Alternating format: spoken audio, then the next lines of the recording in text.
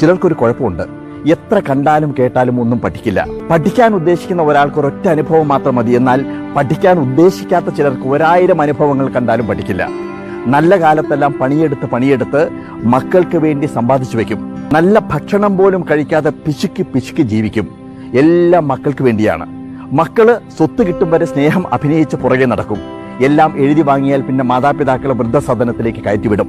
മനുഷ്യൻ യുക്തിയുള്ള മൃഗമാണെന്ന് ആളുകൾ പറയുന്നു. എന്നാൽ മനുഷ്യനെ പോലെ പ്രായോഗിക ബുദ്ധിയില്ലാത്ത ഒരു ജന്തു വേറെയില്ല എന്നതാണ് സത്യം. മക്കളെ സ്വയം പര്യാപ്തരാക്കാനും സ്വതന്ത്രരാക്കി വിടാനും മറ്റ് ജീവികൾ കാണിക്കുന്ന ബുദ്ധി പോലും മനുഷ്യർക്കില്ല. മക്കളെ നല്ല രീതിയിൽ വളർത്താനുള്ള ഉത്തരവാദിത്തം തീർച്ചയായിട്ടും മാതാപിതാക്കൾക്കുണ്ട്. കാരണം അവർ ജനിക്കാൻ കാരണം മാതാപിതാക്കളാണ്.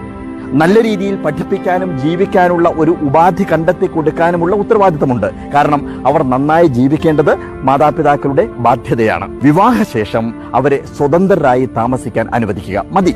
ഇനിയുള്ള സമ്പാദ്യം കൊണ്ട് ബാക്കി ജീവിതം എങ്ങനെ നയിക്കണം എന്നുള്ളത് മാതാപിതാക്കൾ സ്വയം തീരുമാനമെടുക്കുക. അതിനനുസരിച്ച് സന്തോഷമായി ജീവിച്ച് സന്തോഷമായി മരിക്കുക. ജീവിതം ഒന്നേ ഉള്ളൂ. അതിൻ്റെ അവസാന കാലഘട്ടത്തിൽ മക്കളുടെ അടിയും ചവിട്ടും കൊണ്ട് മരിച്ചു പോകാനുള്ള അവസരം സ്വയം സൃഷ്ടിക്കാതിരിക്കുക.